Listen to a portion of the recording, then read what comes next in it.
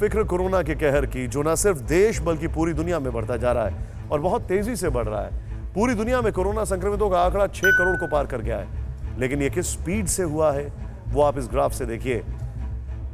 17 नवंबर 2019 को चीन के वुहान में पहला केस मिलने के बाद, मतलब 223 दिन के बाद, दुनिया में कोरोना ने 1 करोड़ लोगों को अपनी चपेट में ले लिया है। लेकिन उसके बाद हर 1 करोड़ केस कितनी तेजी से आए आप ये देख सकते हैं। आखिरी 1 करोड़ केस तो सिर्फ 18 दिन में ही आए हैं। भारत में भी कोरोना तेज रफ्तार से फैल रहा है। हालांकि पूरी दुनिया के मुकाबले हालात थोड़े बेहतर हैं, लेकिन बेफिक्र करने वाले नहीं हैं। पहले 10 लाख केस आने में 168 दिन लगे, लेकिन उसके बाद हर 10 लाख केस इतने दिनों में सामने आए जितने उंगलियों पर गिन लिए गए। आखिरी 10 लाख केस सामने आने में 22 दिन लगे हैं। पिछले 24 घंटे की बात करें तो 24 नवंबर को देश में 44,245 नए कोरोना मरीज मिले हैं और करीब 480 मरीजों ने दम तोड़ दिया है। मतलब यह है कि देश में हर घंटे करीब 1850 लोग कोरोना संक्रमित हुए हैं और हर घंटे करीब 20 लोगों की मौत हुई है। और कोरोना से जान गंवाने वाले लोगों में कांग्रेस के कद्दावर नेता अहमद पटेल भी हैं, जिनका आज सुबह तड़के करीब 3:30 बजे दिल्ली में निधन हो गया। अहमद पटेल अक्टूबर के पहले हफ्ते में कोरोना से संक्रमित हुए थे, अस्पताल में भर्ती थे। 15 नवंबर को हालत बहुत बिगड़ गई और उन्हें आईसीयू में भर्ती करना पड़ा। अहमद पटेल को कांग्रेस का चाणक्य और संकटमोचक कहा जाता था। अहमद पटेल सोनिया गांधी के राजनीतिक सलाहकार थे। वो इंदिरा गांधी और राजीव गांधी का भी करीबी थे। अहमद पटेल के निधन पर सोनिया गांधी और राहुल गांधी समेत तमाम कांग्रेस नेताओं ने गहरा दुख जताया है। प्रधानमंत्री मोदी ने भी उन्हें याद किया और ट्वीट कर अपनी संवेदनाएं व्यक्त की। लेकिन कोरोना ने पिछले 2 दिनों में कांग्रेस से 2 कद्दावर नेता छीन लिए। आज अहमद पटेल का निधन हुआ तो 2 दिन पहले असम के पूर्व मुख्यमंत्री तरुण गोगोई का निधन हुआ। वो भी कोरोना से संक्रमित थे। लेकिन इन दोनों नेताओं के निधन ने एक बार फिर कोरोना वायरस से जुड़ी उस फिक्र की ओर ध्यान खींचा है जिससे कोरोना की चपेट में आकर ठीक हो जाने वाले 75% लोगों को 2-4 होना पड़ता है। दरअसल पिछले हफ्ते ही अहमद पटेल की बेटी ने बताया था कि उनकी सेहत में सुधार हुआ है, मतलब रिकवर हो रहे हैं, और तरुण गोगोई तो ठीक हो चुके थे, फिर भी दोबारा उन्हें भर्ती होना पड़ा और उनका निधन हो गया। उसकी वजह है लॉन्ग कोविड, मतलब कोरोना से ठीक हो जाने के बाद भी उसके साइड इफेक्ट्स से जूझते रहना, जिसमें फेफड़ों और दिल को नुकसान की वजह से दिक्कत होती है और लंबे समय तक कोरोना जैसे लक्षणों से जूझना पड़ता है। और इसका शिकार हर 4 में से 1 कोरोना मरीज हो रहा है। एक स्टडी के मुताबिक लॉन्ग कोविड के 70% मरीजों के ऑर्गन्स डैमेज हो रहे हैं। यही वजह है कि पूरी दुनिया की तरह हिंदुस्तान में भी कोरोना बेहद खतरनाक साबित हो रहा है, खासतौर पर राजधानी दिल्ली के लिए, जहां हर घंटे में कोरोना 5 लोगों की मौत का कारण बन रहा है।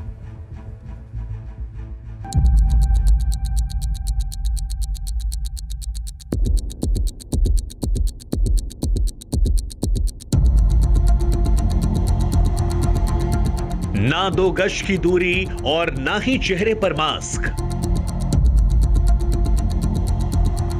लापरवाही की लत से मजबूर कोरोना के दोस्त और समाज के दुश्मन बनकर घूमने वाले लोग न सिर्फ अपनी बल्कि अपनों की और पूरी दिल्ली की जान खतरे में डाल रहे हैं।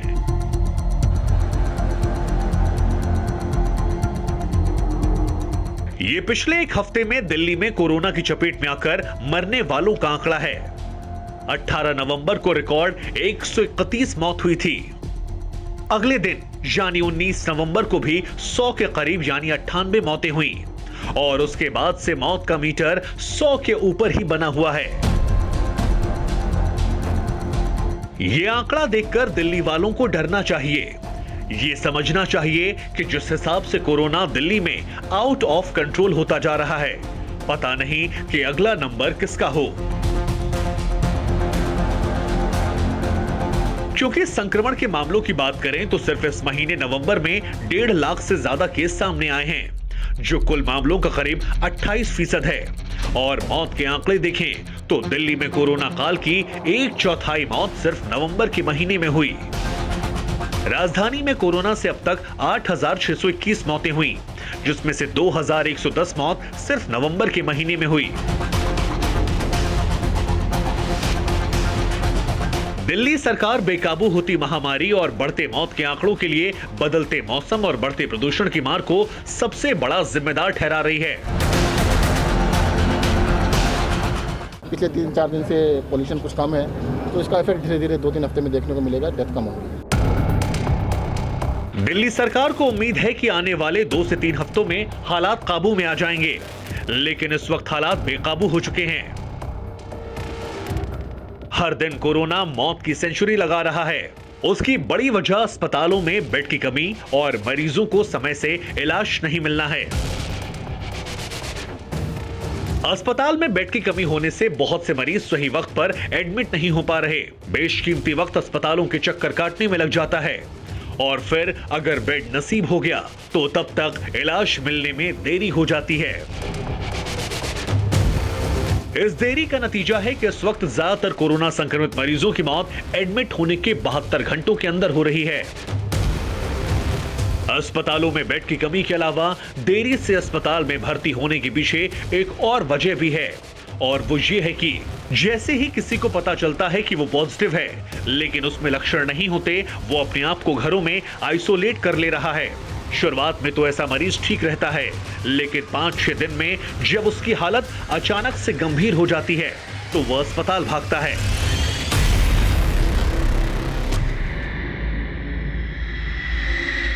लोगों की लापरवाही, बदलता मौसम, बढ़ता प्रदूषण, इन सब कारणों से दिल्ली में बढ़ती मौत का आलम यह हो रखा है कि शमशान घाटों में अंतिम संस्कार के लिए लाशों की लंबी कतारें हैं।